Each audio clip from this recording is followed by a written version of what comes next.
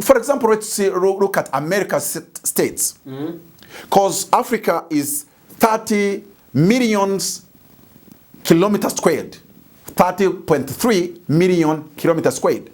It is 3 times China, that is 9.6 million kilometers squared.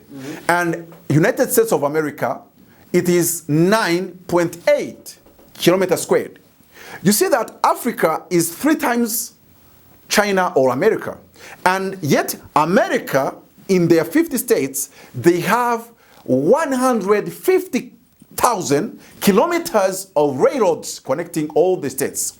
That is why a product developed in Arizona, it costs the same amount in Arizona that it costs in Louisiana.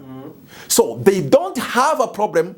Their market is one market of 400 million population. And when you reach in China, they still have their 150,000 kilometers. You see, their size is almost equal, and their kilometers of railroads is almost equal. That is what made me, in my research, say we need 3 times their kilometers. That is 150,000 times 3. That is 450,000 kilometers of railroads. The only thing, connect your market. Because the size of the population and the size of the land matters for a big economy. It doesn't need you to have petrol or the oil in your underground. When you have a big, for example, China. Do you think that in China they have all kinds of minerals that you have in Congo? What they have is a big size of population. The second thing, they have a big size of the land, but we have 3 times bigger. Yet in our mind, that Africa is the richest continent. Many people will tell you that Africa is poor. I don't agree with that. I've written a book called Africa is Not Poor. Say Eritrea is poor, Djibouti is poor, Rwanda is poor, Burundi is poor. Say whatever you want. One country separated is poor. Even South Africa, even Nigeria is poor. Even Kenya is poor on a global dimension. But Africa, as Africa, for example, we need for Africa to think together, to put our mind together, and they need to do something I saw that is so too dangerous. They need to get rid of it. When you start thinking in Africa, and when you start thinking in Africa, they want you to think something that is nearby what they normally and they usually think of. And that is what white people, white supremacists, the imperialists will invest in or finance or fund. Yet, we need to think something different, something bigger. I don't agree with something that all politicians in their campaigns. He said, we will build things bottom up.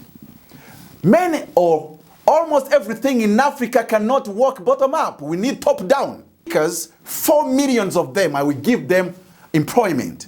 I give them what to do. Do you think that we do that? No.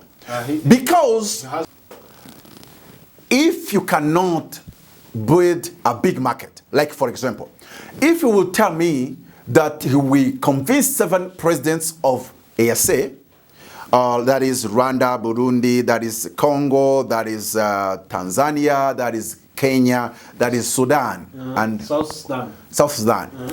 If you will tell me that you will convince them to build railroads to connect all that market, Congo, almost 100 million, Rwanda, almost 14, Burundi, almost 13.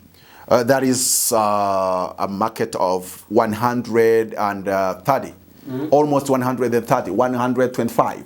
You add Tanzania. Now Tanzania has almost 70, if it is not 60. So you have 200 million of a market. And if you add like Uganda is 50 million.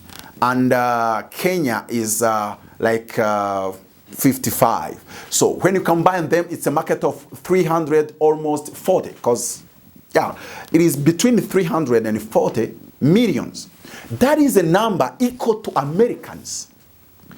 If you manage a way to connect this market with railroads, automatically you will find like 10 bigger factories coming in Africa, coming to East Africa, because you have a market. If they produce in Kenya, they can supply the whole 400 millions.